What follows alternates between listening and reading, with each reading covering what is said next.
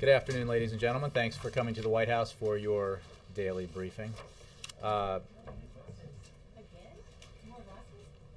think these are new? Maybe.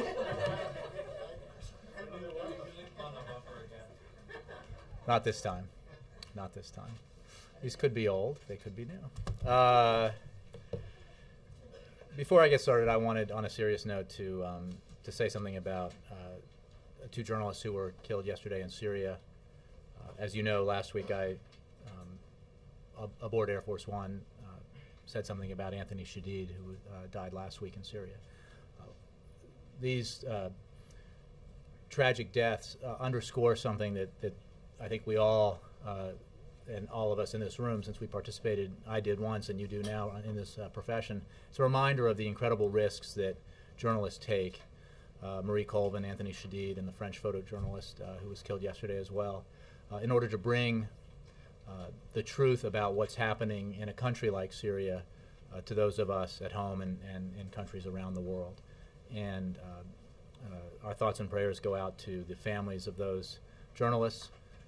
And it's a reminder, too, that the victims are many. And overwhelmingly in this case, they are innocent Syrian civilians. The brutality of the Assad regime becomes ever more apparent each day, as each day goes by. So I just wanted to mention that and go to questions. Julie. Thank you. Sticking with Syria, you said yesterday that international action is needed before the situation in Syria becomes too chaotic. But given this latest incident and the continued shelling in Syria, how much more chaotic can things get? What exactly is the international community waiting for at this point? Well, the international community has acted through the resolution passed by the United Nations General Assembly. Unfortunately, Russia and China vetoed a resolution that would have passed through the Security Council. But there is overwhelming international support for the condemnation of Assad and his regime's atrocities and actions, and overwhelming support for the Syrian people. There is an ever-growing coalition of nations, if you will, who are part of the Friends of Syria that the United States is part of. And together we will continue to enhance the pressure on Assad, continue to help the opposition become more functional, continue to work to bring humanitarian assistance to the Syrian people, and continue to call on the international community collectively to take greater action to pressure Assad and to force him to relinquish power so that the Syrian people can have the democratic future that they deserve. When you talk about helping the opposition, the main opposition group said today that foreign military intervention may be necessary in order for humanitarian aid to make it into Syria, and I know you said yesterday humanitarian aid is needed. Would the U.S. support foreign military intervention for the purpose of getting humanitarian aid into Syria? Well, I think there's a useful comparative here to Libya. I'm often asked this question in using that comparison. And what we had in Libya when there was outside military intervention was a unified international community, a call for intervention by the Libyan people, the prospect of an immediate assault by Gaddafi's forces on an entire city, Benghazi, and the possibility that international military action could halt that and could limit or prevent the deaths of many, many thousands of Libyans. Each country in the region where we have had this kind of unrest is different, and certainly Syria is different from Libya in many of those particulars that I just laid out. We will work with the international community to provide humanitarian assistance. We will continue to press the international community to condemn Assad and his actions and to take action to further pressure and sanction his regime. Right now, and I was asked this yesterday, and I just want to make clear that we do not believe that adding to the militarization of Syria is the right approach. We believe that the right approach is for the international community to speak with one voice to pressure Assad and get him to relinquish power and to cease the brutal assault on his own people. Does that apply also to military intervention for the purpose of... Well, right now we believe that the appropriate action is a diplomatic, economic approach, the likes of which we're taking. If I could switch briefly over to the corporate tax proposal, when the president has rolled out other proposals from his State of the Union address, he's been out front in doing so, but today's proposal came from the Treasury Department by Secretary Geithner. Why not have the president out front? Why put this distance between he and the proposal today? Well, I certainly disagree that there's distance between the president and his Secretary of the Treasury. Tim Geithner has developed this proposal working with his team and the economic team here in the White House. The president, you should have by now, if not, you'll have it momentarily, has put out a full statement laying out why he believes this corporate tax reform that he and his administration is putting forward today is so important, why it fits into his overall blueprint for an America built to last, where everyone gets a fair shot and plays by the same rules. So the president's very committed to corporate tax reform, as he made clear at the State of the Union address last year in 2011. And he believes that this is an area where an opportunity exists, an opportunity to disprove the conventional wisdom that nothing can get done in an election year between a White House held by one party and a Congress largely controlled by the other. After all, there's a fair amount of consensus that simplifying the corporate tax code is a good idea, that broadening the base and lowering the rate is a good idea. The president's put forward a proposal that does that, that in doing that eliminates unnecessary and expensive subsidies and carved out special provisions for corporations like oil and gas companies that don't need them, that eliminates the carried interest rule that allows hedge fund managers and private equity investors or managers to pay a far lower tax rate on their income than firefighters and teachers and everyone probably in this room, and thereby creates a corporate tax code that allows American businesses to be more competitive globally, that incentivizes manufacturing in the United States, that takes away the incentive for companies to relocate overseas and reverses that and creates incentives for companies to insource again in the United States, a trend the President believes is very important to our economic future. So he's very supportive of this proposal and hopes that Congress will see in this an opportunity to prove the critics wrong, to show that we can get things done this year for the American people. Reuters. Thank you, Jay. Picking up on the discussion of gas prices from yesterday, is it fair for the American voter or the American public to blame a president, in this case this president and his administration, when gas prices start going up so high? Look, I think this president, as I said yesterday, fully appreciates the impact of higher gas prices on average Americans trying to make ends meet. He talked about that yesterday in the event where he discussed the extension of the payroll tax cut. One of the reasons in both 2011 and now this year that cutting the payroll tax for 160 million Americans is so important is because it gives the average American family an extra $40 per paycheck, close to $1,000 per year, to pay for things like gasoline to fill up their tanks. So he's very aware of the impact that it has and fully understands the anxiety it creates. And he understood that when he was running for president back in 2008 when there was a spike in the price of oil. There has since been, as you know, last year and again this year, this is a recurrent problem. And it's a problem that reinforces the need that he identified back when he was a candidate for a comprehensive energy strategy, one that takes an all-of-the-above approach to the development of our energy, sources of energy, one that insists that we can safely and responsibly expand our domestic oil and gas production, which he has. Every year since he's been president, we've increased our oil and gas production.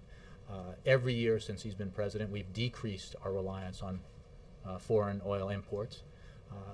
And certainly every year since he's been president, he has made a focus of the importance of investing in alternative energy technology, because that combination is the one that will build a foundation for energy security in the future, so that we are not as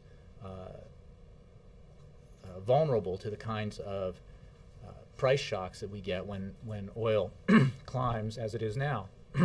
And as I said yesterday, we need to do the things that we can control to insulate ourselves from the things that we can't.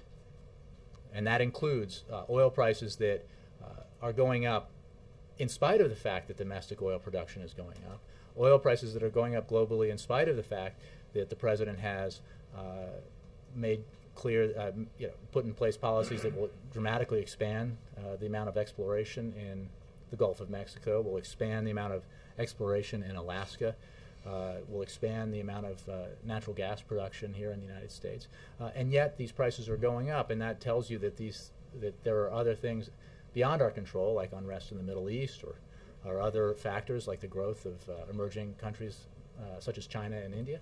So in that kind of environment, in that kind of world, we need to do everything we can here at home to insulate ourselves from these price shocks, and that's what the president's been doing since he took office. Does the president accept any responsibility for the fact that the prices are going up, especially, or have any response to things? The president accepts the responsibility that he identified the next president should accept back in 2008, which is the need to develop a comprehensive energy policy that protects Americans in the long run from these kinds of situations, and that makes America more secure and energy independent.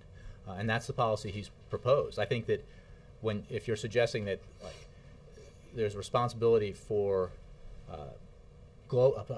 price hikes in the global, a rise in the global price of oil, it's certainly not because of anything he hasn't done to expand domestic oil and gas production, because he has taken significant action to expand American gas and oil production, and he will continue to do that.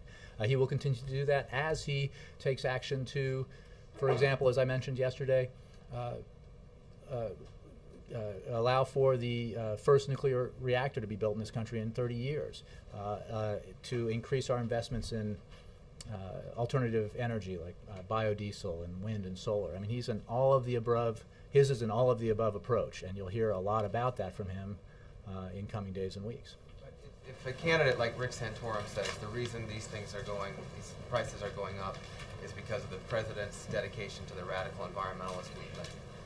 Again, I think it's incumbent upon those who report on random statements by politicians seeking office to compare them to the facts. And the facts are, as I've stated, oil and gas production in the United States has risen every year since the president's been in office. Oil production is now higher than it's been in 8 years, and this president is taking action to ensure that it continues to go up.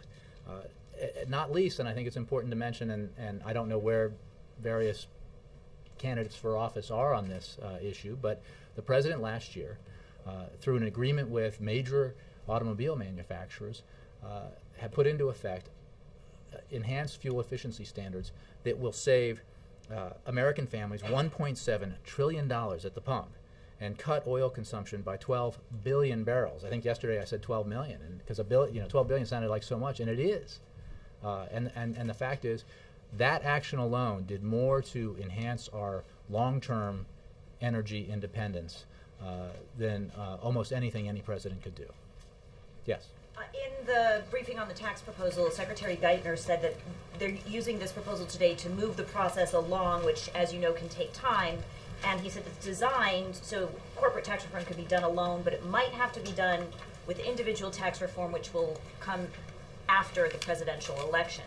Given that, what is your time frame for really getting this done? Well, I would simply agree with Secretary Geithner that there is an opportunity here to do it alone or singularly with just corporate tax reform. The president has put forward a very specific framework of his approach that explains his approach to corporate tax reform. There is an opportunity, as I just said, because of apparent interest by both Democrats and Republicans to reform our corporate tax code, to take action now. There's no reason why Congress couldn't take this up. It is also the case that if Congress were to feel itself particularly bullish about the possibility of bipartisan cooperation, that they could take up individual tax reform. And the President's principles on individual tax reform are pretty clear as well. So there is, it's absolutely the case that you could do this by itself, or you could do it with individual tax reform. We would welcome action by Congress in accordance with the President's principles in either case. So what is the President himself doing to encourage the Congress to feel bullish about bipartisan Well, progress? I think Secretary Geithner himself, who is obviously the President's Treasury Secretary, has already spoken with leaders in Congress about this. The President hasn't, or has he? Well, I don't have any calls or conversations of the President to report, but I'm sure the President will be having these discussions. And look, if there is interest in pursuing this corporate tax reform plan by Republicans and Democrats in Congress, the President is very interested in doing that, and that goes along. That also applies to individual tax reform. So, I think, as Secretary Geithner made clear, he's already begun this conversation with Republicans and Democrats on the Hill with regards to corporate tax reform, and we hope that conversation continues and that we can produce a result for the American people and for American businesses that will create the result of a lower tax rate for American businesses that will make them more competitive, a broader base to ensure that this reform doesn't add a dime to the deficit, and a situation where the American manufacturing sector, and in particular the advanced manufacturing sector, is further incentivized to grow, and where small businesses are, where the environment is made easier for small businesses to deal with the tax code by simplifying the tax code for them, allowing them to, for example, expense up to $1 million. And there are a variety of other measures that are part of this corporate tax reform that would make American businesses much more competitive. Have you gotten any feedback from the CEOs that the administration talks to about the plan already today that you can share with us? I don't have anything to share with you. I think that we believe that the reception so far has been positive and will be positive because it does what so many people say is important to do, which is, and this is Democrats and Republicans, which is lower the rate, broaden the base, eliminate the underbrush of unnecessary subsidies and loopholes and special provisions that complicate the tax code and basically have the taxpayer subsidizing oil and gas companies, for example, which enjoyed record profits last year and certainly seem to be on track to enjoy significant profits this year and don't need those kinds of subsidies. That money can then be used to pay for an action that would lower the rates for everybody. Yes, Jake. The White House keeps praising these journalists who are being killed. I don't know about keeps. I think. Well, you've I done have a it couple of twice. times, Vice yeah. President Biden did it in a Sure. statement. How does that square with the fact that this administration has been so aggressively trying to stop aggressive journalism in the United States by using the Espionage Act to take whistleblowers to court? You're currently, I think that you've invoked it the 6th time, and before the Obama administration, it had only been used 3 times in history. This is the 6th time you're suing a CIA officer for allegedly providing information in 2009 about CIA torture. Certainly that's something that's in the public interest of the United States. This administration is taking this person to court. There just seems to be a disconnect here. You want aggressive journalism abroad, you just don't want it in the United States. Well, I would hesitate to speak to any particular case for obvious reasons, and I would refer you to the Department of Justice for more on that. I think we absolutely honor and praise the bravery of reporters who are placing themselves in extremely dangerous situations in order to bring the story of oppression and brutality to the world. I think that is commendable, and it's certainly worth noting by us. And as somebody who knew both Anthony and Marie, I particularly appreciate what they did to bring that story to the American people. I as for other cases, again, without addressing any specific case, I think that there are issues here that involve highly sensitive classified information, and I think that those are divulging divulging that kind of information is a serious issue, and always has been. So the truth should come out abroad. It shouldn't come out here. Well, that's not at all what I'm saying, Jake, and you know it's not. Again, I can't specific. Doing. Well, you're making a judgment about a broad array of cases, and I can't address those specifically. It's a judgment that a lot of whistleblowers organizations and good government groups are making as well. It's not one that I'm going to make. Yes, Ed. We go back to gas prices because I wanted to ask about what the president's case seems to be to deal with this issue now is we've really increased oil production. When you go back to 2008, the president repeatedly mocked Senator McCain in this whole drill here, drill now, drill baby drill. All of that was mocked, that it was a dumb idea. Now you're holding it up as a really great idea. How do you square those two? Well, Ed, there's a distinction here that you're missing. The president's approach has been to responsibly increase domestic oil and gas production. What he has never said, and what I attempted, I thought, to appropriately mock yesterday, was the idea that there are magic solutions, that you can put forward a proposal to cut the price at the pump in half, on a piece of paper with a couple of magic beans. It's just not realistic.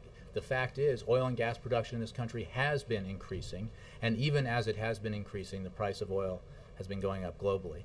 That tells you that there are factors that are not entirely within our control, and putting forward to the American people that simply by drilling more, you're going to resolve this problem for the long term is not being honest with the American people. That's why you need a comprehensive energy strategy. That's why you need an all-of-the-above approach. That's why you need to invest in clean energy technologies, as well as open up millions of acres, of new acres in the Gulf of Mexico to exploration, as well as allow for the building and permitting of the first nuclear reactor in this country in 30 years. You need to do it all. And that's the only approach that is responsible, and to suggest to Americans that there is some other way that you can wave a magic wand and cut oil prices and cut gas prices is simply not treating the American people with the kind of respect they deserve, because they know better. He didn't mock John McCain in 2008 on this issue. He didn't. I didn't say that. I said that then and now the president believed that there is not, that drilling alone was the way to resolve our energy security problems. It's not, as evidenced by the fact that domestic oil and gas production has increased every year that he's been in office, and yet oil prices, we experienced these spikes in oil prices. And I think that tells you that the way to insulate ourselves, the way to insulate the American people from these kind of price shocks is to increase our energy independence, to reduce our reliance on foreign oil, to increase our capacity for alternative energy production, as well as traditional fossil fuel production. And that's the approach the president's taking. But it's not, drilling alone will not solve this problem. That was true in 2008, it's true in 2012. Last thing, in 2008 and then throughout his presidency, he's talked about a comprehensive plan, as you mentioned. But at the end of last year, when White House officials were talking about the 2012 agenda, it was suggested that the only must-pass legislation, well, you were talking about this earlier, about a Democratic White House working with a Republican House. The only real must-pass was the payroll tax cut extension. So how can you now say that dealing with an energy plan now is something the president really wants to do? Well, when in December you weren't talking about. Well, he has been talking about this consistently since he was sworn into office. And the point about extending the payroll tax cut was the fact that Congress, which had not shown a great deal of interest, Republicans, in bipartisan cooperation on difficult issues, that the one issue that we felt confident was a must-do piece for them as well as us, because of the political price they would pay for raising taxes on 160 million Americans, was extending the payroll tax cut. But we fully hope and expect that Congress will do more than that. And we look forward to Congress taking action on the president's refinance proposal, which could put up to $3,000 in the pockets of average, responsible American homeowners.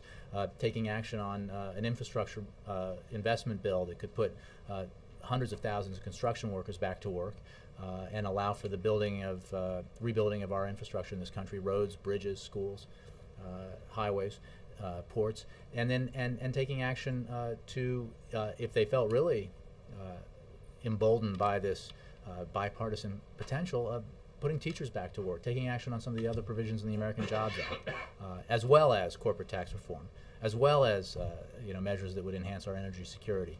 The point is that the sky's the limit here. If Congress is willing to work with this administration, if Democrats and Republicans are willing to work together on the Hill. All the way in the back. Yes, ma'am. April Love from Fayetteville State University. Nice to see you. Welcome. Thank you. I would like to know if you know of any educational initiatives the President has in place to better prepare students for success at college or university levels. Well, the President has pursued, since he took office, comprehensive education reform. Race to the Top has been one of the unheralded by the media, largely bipartisan successes that this President has pushed forward, working with the Secretary of Education.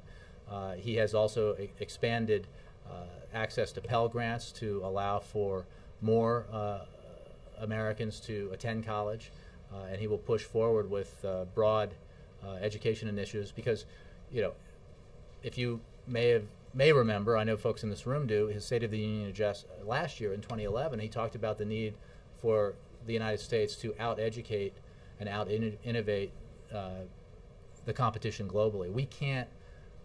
We cannot win economically in the 21st century if we don't have the best educated workforce. That's our competitive advantage.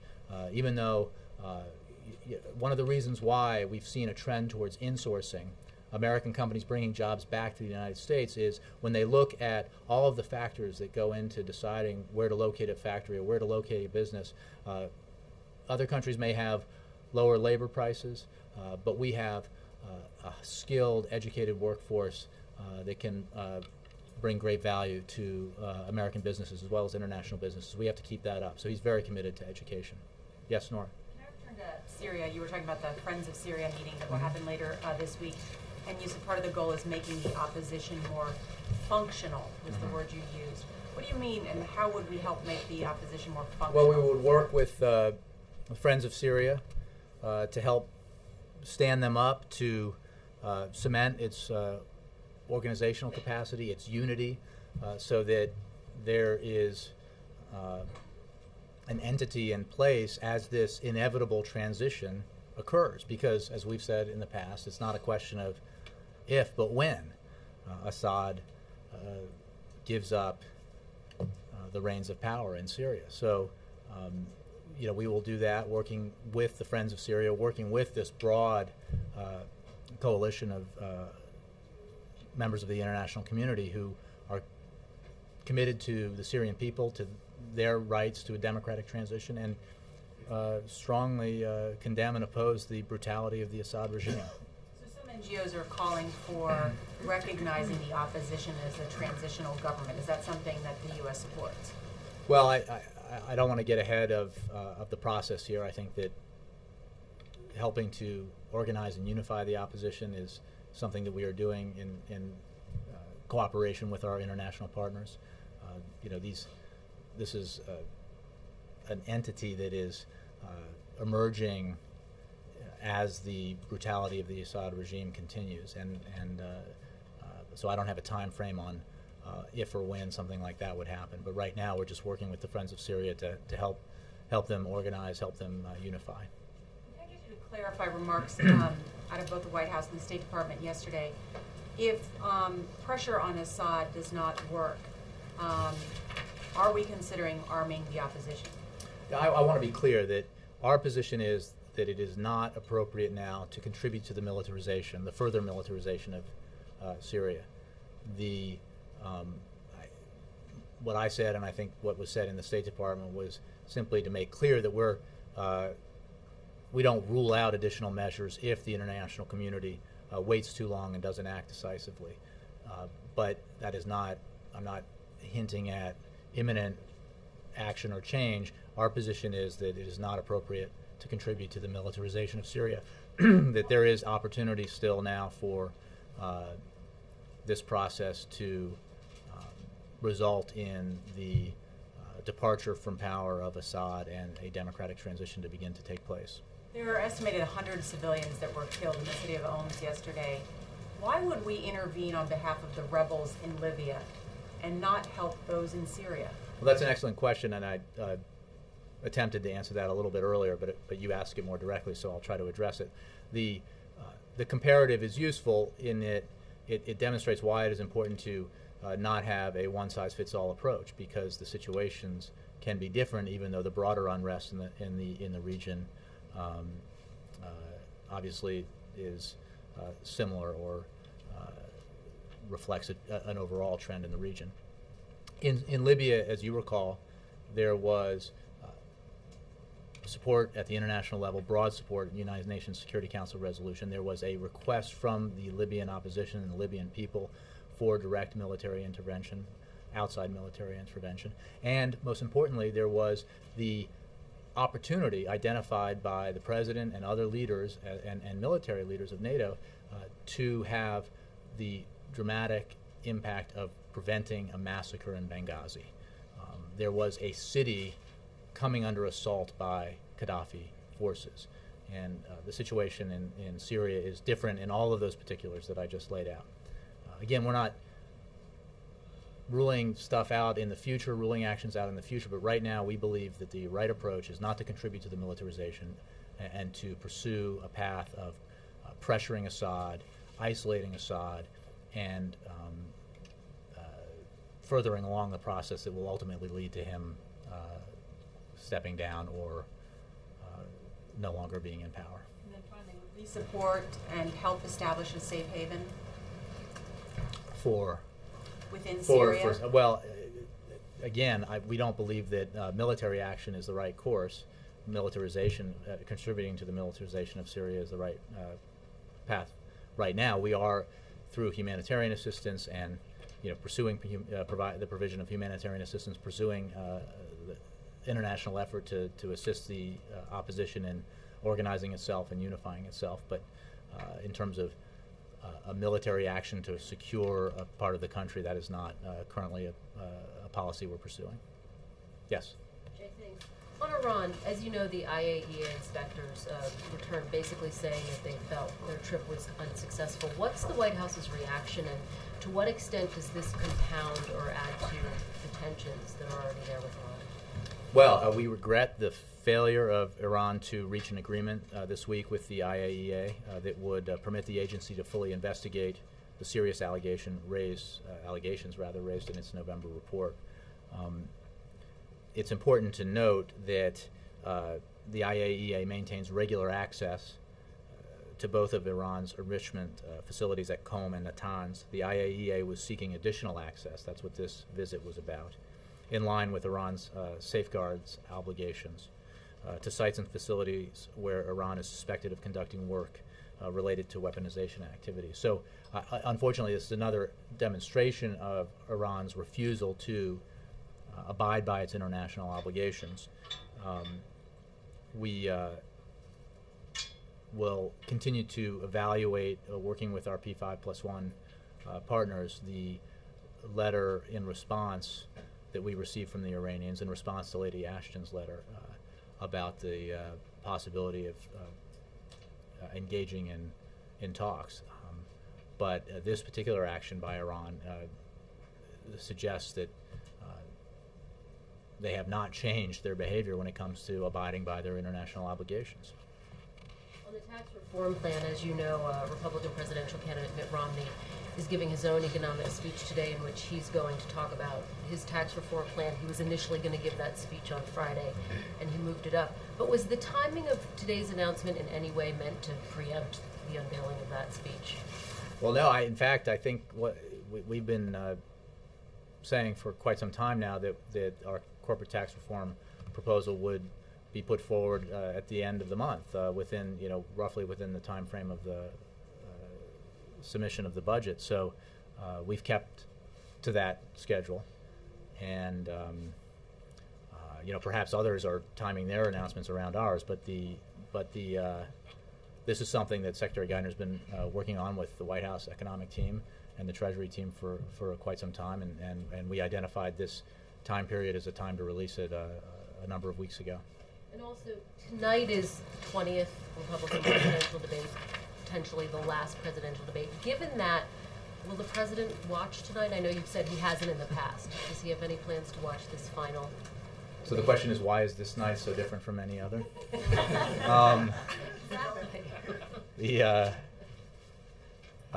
I didn't ask him today, this morning, if he planned to watch it. I suspect, knowing him, knowing his viewing habits, that he will not watch it. He has a family at home. He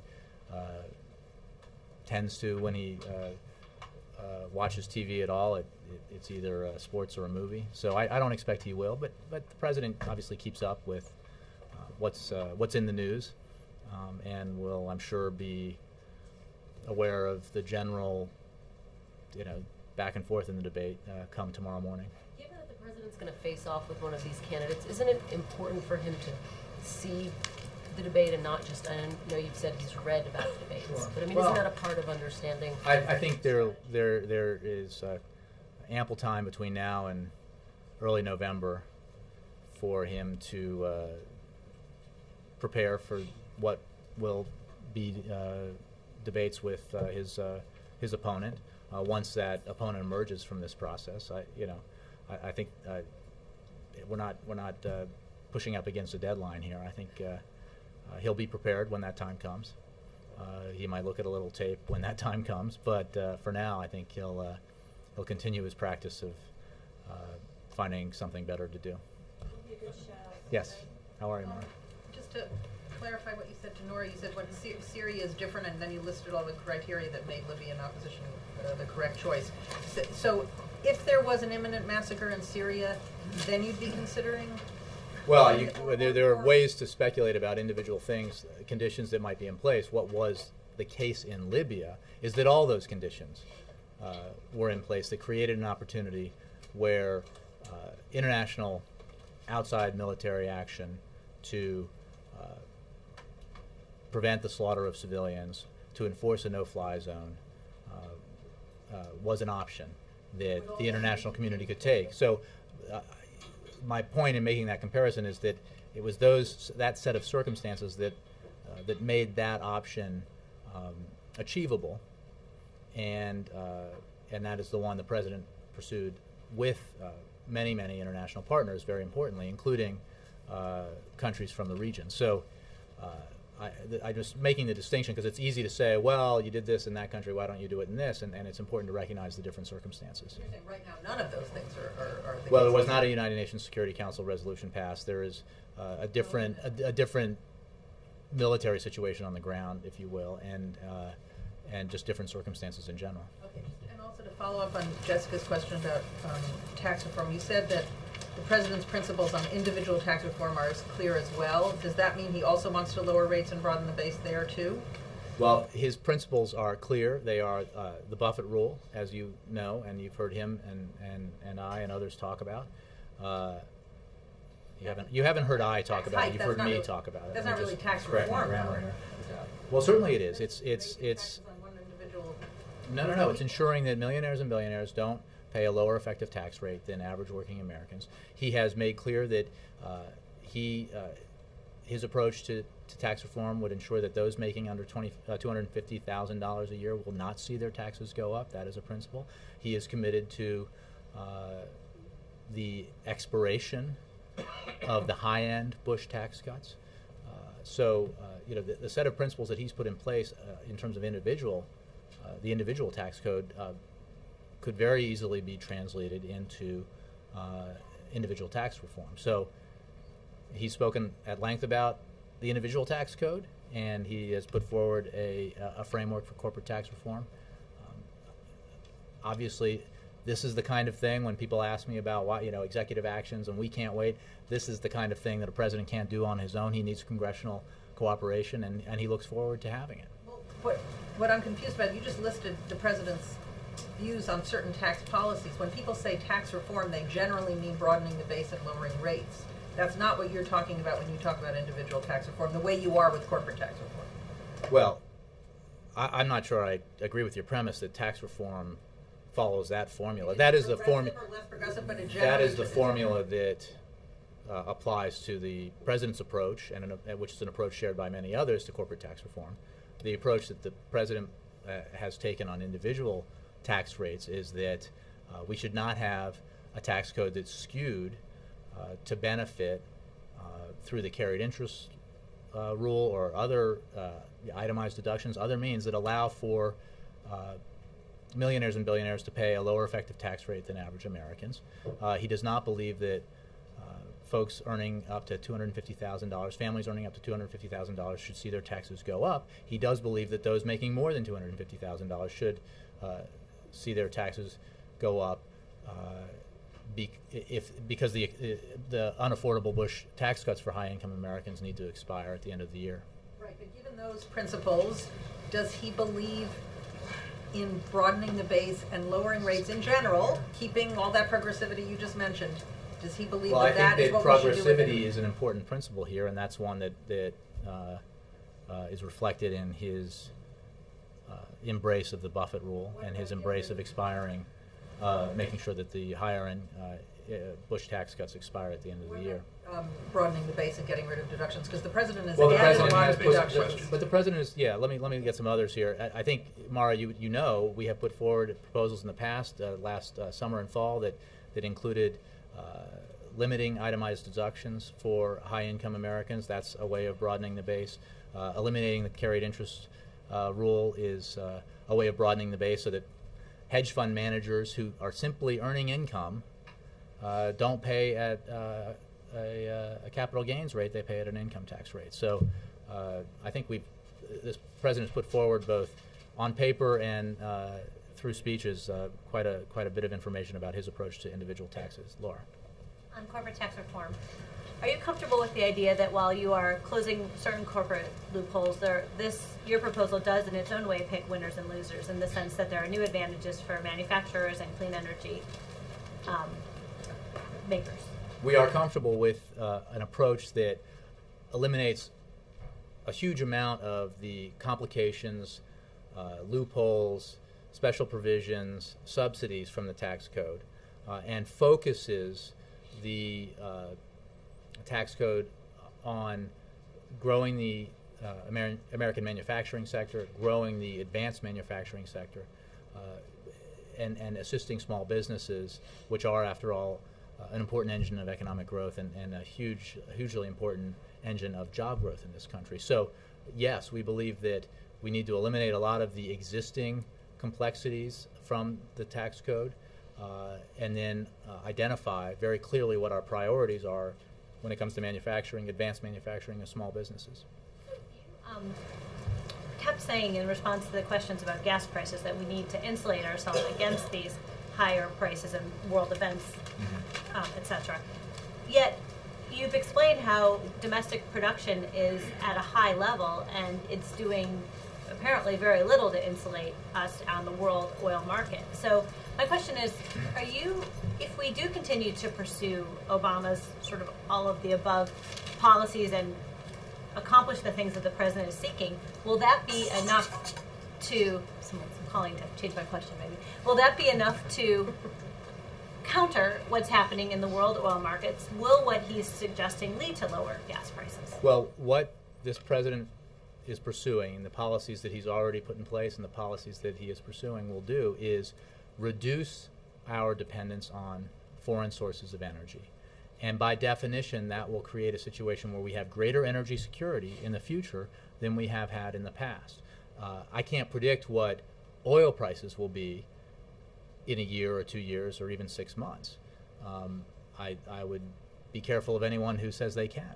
But what we can do through policy is increase our domestic production of oil and gas, increase our overall domestic sources of energy, including alternative energy, and thereby insulate ourselves from some of the shocks that come in the future. But that doesn't mean that's what we know. For example, if through the car rule, the enhanced fuel efficiency standards that the president put into place, is that we will save $12 billion of oil.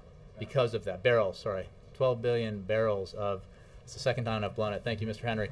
12 billion barrels of oil. That is a heck of a lot of oil, and absent those fuel efficiency standards, we know that we would be paying for that oil, and we would be paying for a certain portion of that. We would be paying foreign providers of that oil. So these are important steps that we can take to insulate ourselves from energy shocks in the future. You're shaking your head, but it's absolutely logical here. The less we rely on foreign oil, the less dependence we have, the more energy security we have. But is that true? Do you, if we increase domestic oil production, doesn't it just go on to the world market with all the rest of the oil? I think the more that we increase domestic oil and gas production, understanding that increasing domestic oil and gas production alone won't solve our energy challenges, it will mean that we can continue to reduce, hopefully, our imports of foreign oil, reduce our reliance on foreign oil, and thereby when you have problems in a region of the world that produces oil, you are the effect on your own production is your own dependence on that. The reduction in your dependence on that insulates you from some of that shock. To lower gas prices? You know, I'm not going to predict gas prices. What I know is that it increases our energy security. Yes. Okay. You took a question yesterday about Secretary Vilsack's comment about getting the oil companies, in his words, to help ensure that the recovery that we're now seeing is not jeopardized by energy costs that get out of control. What did you find out about that? You know what? I would refer you to the Department of Agriculture. I think what our approach has been is to, through the policies that I've been describing several times now, to work with domestic oil and gas companies to ensure that more millions and millions of more acres are available. Does that mean millions of acres are available for exploration in the Gulf and in Alaska and other places? We work with manufacturers in a variety of ways to ensure the the smooth operation of a system here that provides oil and gas products to American consumers. But I don't think it was anything more specific than that. Any specific concerted new effort to get them to try to put a lid on prices? No, and I think that should not be interpreted that way. I think this was more about the fact that we have a lot of consultation and dialogue to ensure that the overall system that produces and supplies American consumers is operating smoothly. In the Florida speech tomorrow, is he going to specifically address the current price situation? Is there going to be any kind of reassurance for people in this speech, which apparently is going to focus on energy? Well, he will talk about the need to take an all-of-the-above approach. He will certainly talk about it broadly in terms of our energy security in the 21st century and our economic security in the 21st century as a long-term project. He'll, I expect, make reference to the rise in oil prices that we're experiencing right now and the anxiety that creates and the impact that has on American families trying to make ends meet. He has been very clear about his concern about higher gas prices and higher oil prices and what that means for American families, and he's been explicit about that in arguing for the payroll tax cut and the extra money that provides to Americans, both in 2011 and this year. So, yeah, I expect you'll hear him talk about that tomorrow. Yes. The president's gone viral again by singing. Is this by design? Is it a reaction to polls? I think it's just it's a hidden talent that we're just getting to hear. It's not at all. The circumstances both at the Apollo Theater and last night at the event here, I think were pretty unique. So I can't predict the next time. Maybe at the inauguration next year. But what I can tell you is among his, it'll be a celebration. No matter. Among his many talents is the ability to carry a tune. Yes, sir. Jay incorporates taxes. You can find any number of polls suggesting average Americans believe that corporations don't pay their fair share, that there are too many loopholes, too many breaks, etc. So why doesn't the president make more of a show of this? Why doesn't he bang the drum a little bit about this issue when it could be politically positive for him? I think the president has been pretty explicit and about his firm belief that there are provisions within the tax code that allow some corporations to be subsidized in ways that are just not affordable and are unnecessary. And I think oil and gas companies are a primary example, and one that he's been beating the drum on for quite some time, and that is included within this corporate tax reform proposal. So he hasn't often been criticized for not speaking out on this issue because he's spoken out on it so clearly, and he will continue to do so.